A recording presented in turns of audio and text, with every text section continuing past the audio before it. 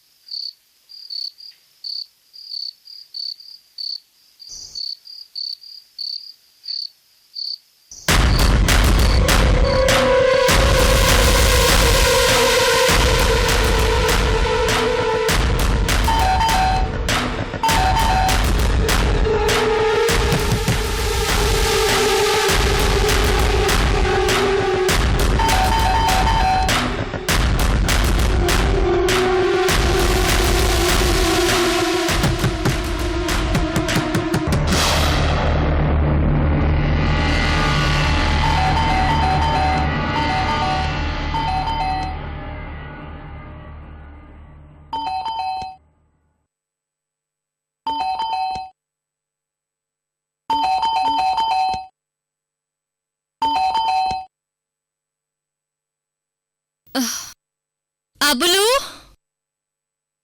అబ్బులు,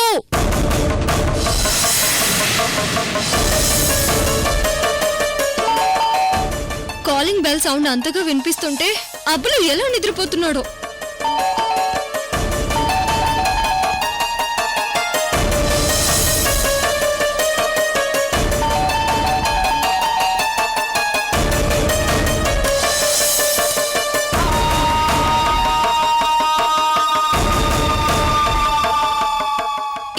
ఎవరై ఉంటారు?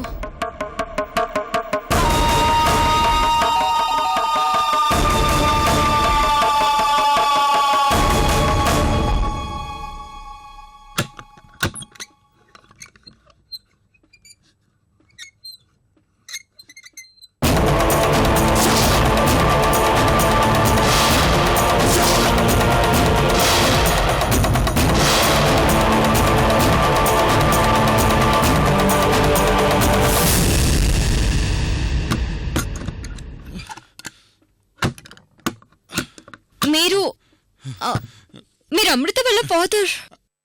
అమ్మా అర్జున, నేను నీ అడ్రస్ ఎత్తుకుంటూ వచ్చానమ్మా. నువ్వే నన్ను.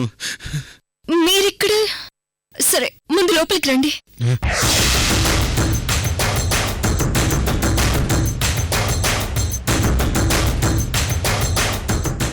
ఏమైంది? ఎందుకంత టెన్షన్ గా ఉన్నారు? మీరు జైలు నుంచి ఇలాంటి మాసిపోయిన బట్టలతో ఏం జరిగింది అంకుల్? అమ్మా మెల్లిగా మాట్లాడమ్మా. అవతల నా కోసం పోలీసులు వెతుకుతున్నారమ్మా. నేను ఎక్కడ కనబడితే అక్కడ కాల్చి చంపేస్తారమ్మా. వాట్? పోలీసులు వెతకడం ఏంటి? కాల్చి చంపడం ఏంటి? అమ్మా అది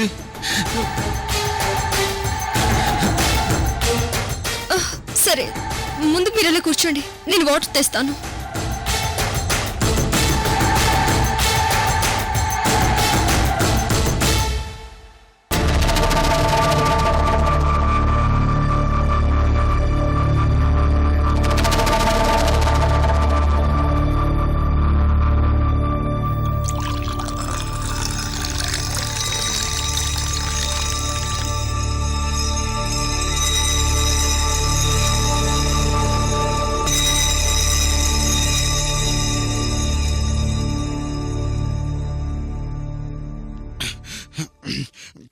కొంచెం పోయమ్మా.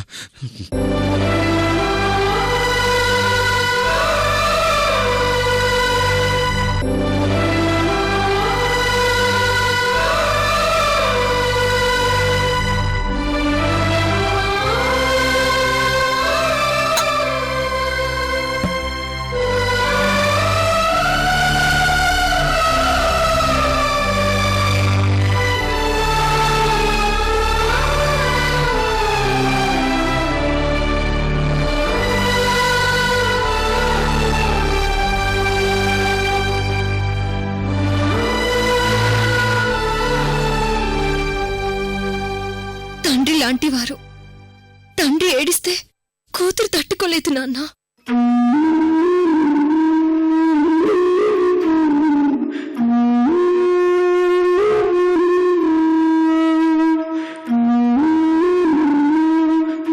నువ్వు నాన్న అని పిలిచిన ఒక్క పిలుపుతో నా మనసులో ఉన్న బాధంతా తగ్గిందమ్మా. ఇది చాలమ్మా నాకు. నా కూతుర్ని చూశానన్న తృప్తి మిగిలిందమ్మా. ఇక నేను వెళ్ళిపోతానమ్మా. వెళ్ళిపోతారా? నేనొక హంతకున్నమ్మా. నాలాంటి వాళ్ళు మీలాంటి పెద్దవాళ్ళింటికి రాకూడదు. నేను ఈ చేతులతో ఒక్క పోలీసుని చంపి జైలు నుంచి పారిపోయి వచ్చాను. నా కోసం బయట పోలీసులు వెతుకుతున్నారు. నన్ను వెళ్ళని తల్లి. నాన్న, మీరివన్నీ చేశానని చెబితే నేనెలా నమ్ముతాననుకుంటున్నారు? చట్టానికి నీ నమ్మకంతో నా నమ్మకంతో పని లేదమ్మా. వాళ్ళకు కావాల్సింది సాక్ష్యం. నేను చంపినట్టు సాక్ష్యాలు కూడా ఉన్నాయంటమ్మా. అలాగా? సరే, ఆ విషయం తర్వాత మాట్లాడుకుందాం. ముందు మీరు రెస్ట్ తీసుకోండి. ఎక్కడో ఏదో పొరపాటు జరుగుంటుంది. ఇప్పుడు దాని గురించి ఆలోచించే టైం కూడా లేదమ్మా. ఇప్పటికే కనబడితే కాల్చేమనే ఆర్డర్స్ కూడా ఇచ్చారు. ఒక అంతకుడు మీ ఇంటికి వచ్చాడని ఆపనింద నా వల్ల నీకు రాకూడదమ్మా. రాకూడదు. ఆగండి. నన్ను మీ కూతుర్ని అంటున్నారు కదా. మొదటిసారి మీ కూతురింటికి వచ్చి మీరు ఇలాగే వెళ్ళిపోతారా నాన్న? కన్న కూతుర్ని పోగొట్టుకున్నాను. నా కూతురు లాంటి దానివి ఒక హంతకుని ఇంట్లో పెట్టుకున్నందుకు నిన్ను కూడా వదలరమ్మా. నా మాట విని నా దారి నన్ను పోనీయమ్మా.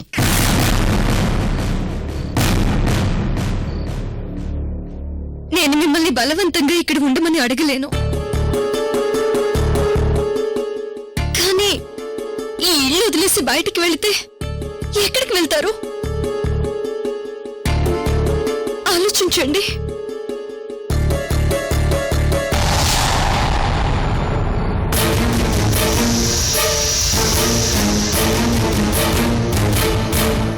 తెలీదు. పోనీ ఎవరిని కలవాలో కూడా మీకు తెలీదు. బయటికి వెళ్ళి ఏం సాధిస్తారు?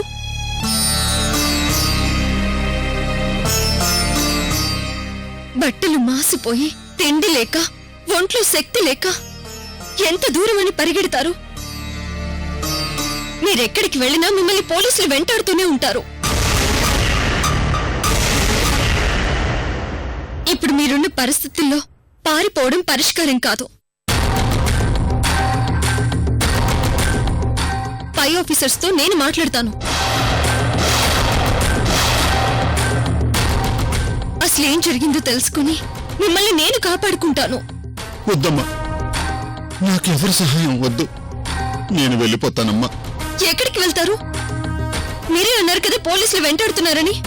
మిమ్మల్ని వాళ్ళు చంపేస్తారు.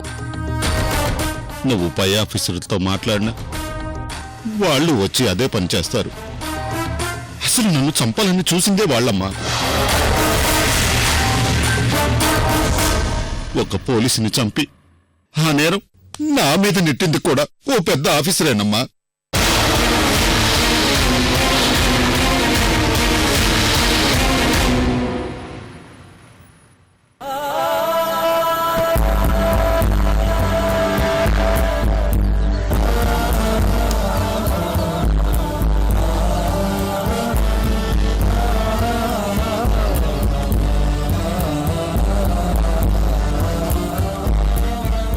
మిమ్మల్ని చంపాల్సిన అవసరం పోలీస్ డిపార్ట్మెంట్కి ఏముంటుంది? ఏదో జరుగుతుంది. నిజమేంటో తెలిసే వరకు నేనెవరికీ చెప్పను, ఫోన్ చేయను. మీరు నా దగ్గరే ఉండండి. మీకు బయట సేఫ్ కాదు. నా మాట నమ్మండి.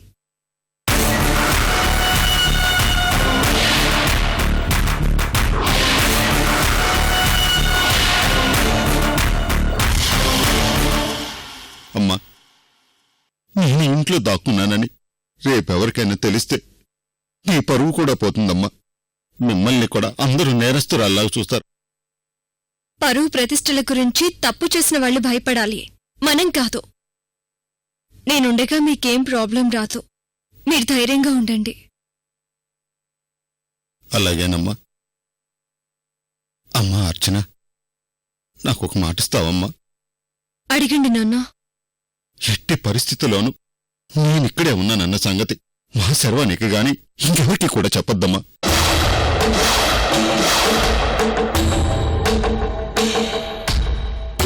శర్వాణి? మన శర్వాణితో ఏం ప్రాబ్లం? నా కేసును కూడా శర్వాణియే డీల్ చేసిందంటమ్మా. శర్వాణి కూడా నన్నంత తేలిగ్గా వదిలిపెట్టదు. పోలీసులందరూ నేనే ఆ కానిస్టేబుల్ని చంపాననుకుంటున్నారు. సరే, మీరు కోరుకున్నట్టే నేనెవరికీ చెప్పను, ఎవరికి ఫోన్ చేయను. మీరు రిలాక్స్డ్గా ఉండండి. పదండి, ఫ్రెష్ అయి భోంచేద్దురు గాని.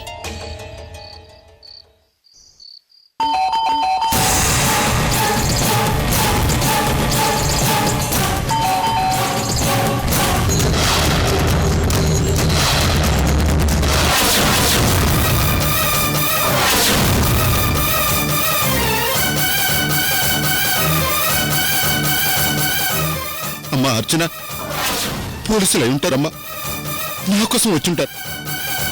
నా వల్ల నీకు అనవసరంగా చెడ్డ పేరు వస్తుందమ్మా. నన్ను క్షమించమ్మా. Shoo, shoo. అమ్మా, నాకు భయంగా ఉందమ్మా.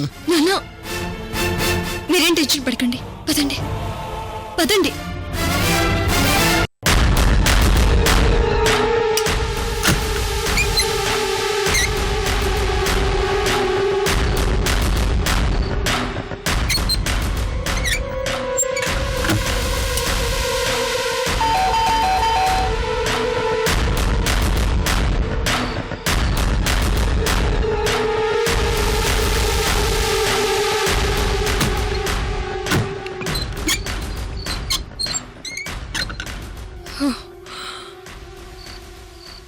సెక్యూరిటీ ఎవరు? సారీ మేడం, ఈ టైంలో మిమ్మల్ని డిస్టర్బ్ చేస్తున్నాం. పర్లేదు, చెప్పండి.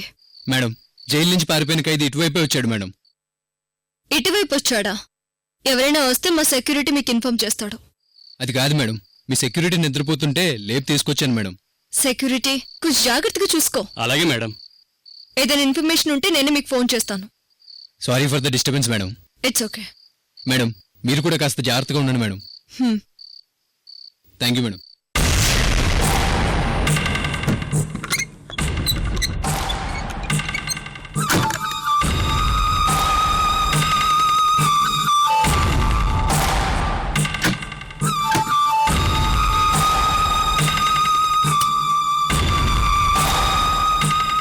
నాన్న, మీరేం భయపడకండి.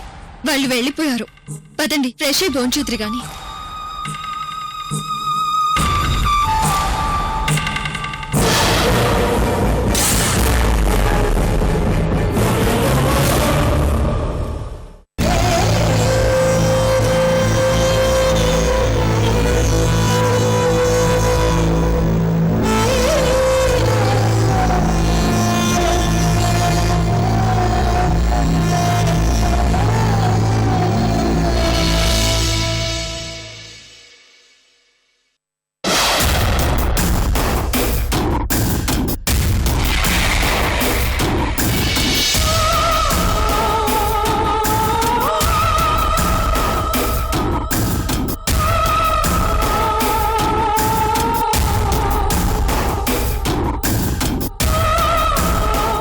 అక్క, ఉదయాన్నే ఆ శర్వాణి ఇంటి ముందు న్యూస్ పేపర్స్తో పాటు దాని డెడ్ బాడీ కూడా ఉంటుంది. రేయ్, మనమే దాన్ని చంపేసినామని ఆ శర్వానికి ఏ ఆధారం దొరకకుండా పని పూర్తి చేయాలి. అక్క, నాకీ ఫీల్డ్ కొత్త, లేకపోతే చంపడం కొత్త. రే తమ్మి, మన చేతులకి మట్టి అంటకుండా పని జరగాలి. మట్టే కాదు, దాని బూడిద మన చేతులు కంటినా గా సాక్ష్యం తీసుకొని శర్వాణి మన ఇంటి దానికి వస్తుంది.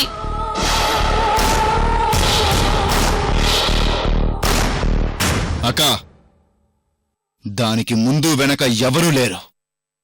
ఉన్నదల్లా ఈ రేణుకొక్కతే. ఆ శర్వాణి వీక్నెస్ ఇదే.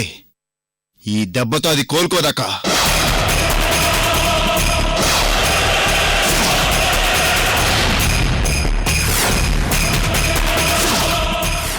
దీని డెడ్ బాడీని గా శర్వానికి గిఫ్ట్ గా పంపించండి.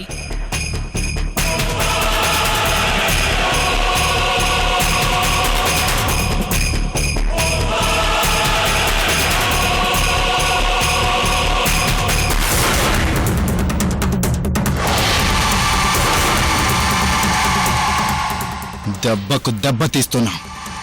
దాని అవతారం చూసి రేప్ చేసి చంపామని రేపు పోలీసులే కేసు రాసుకుంటారు. అది చాలు ఆ శర్వాణిని మానసికంగా దెబ్బతీయడానికి.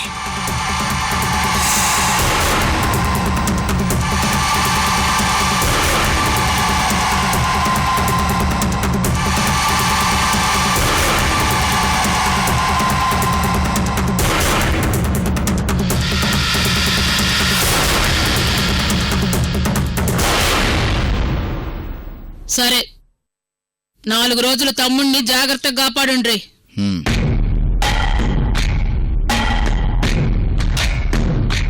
ఆడు నా ప్రాణం.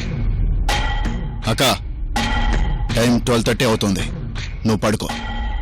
పొద్దున్నే ఆ శర్వాణి ఇంటికి వెళ్ళి దానికి దండేసొద్దువు గాని.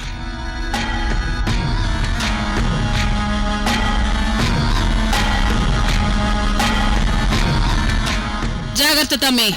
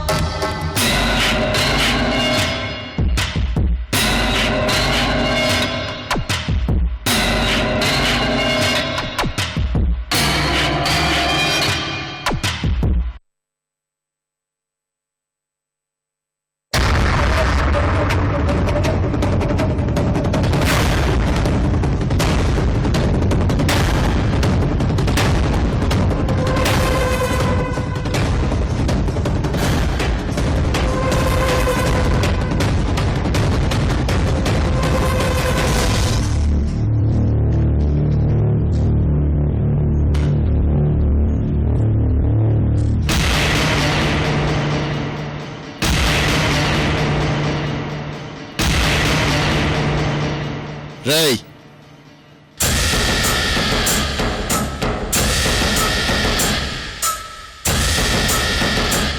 అన్నా, ఈ రూమ్ కి తాళం వేసి ఉన్న గంట సేపైనా జాగ్రత్తగా కాపాడండి. అర్థమైందా? అలాగేనా.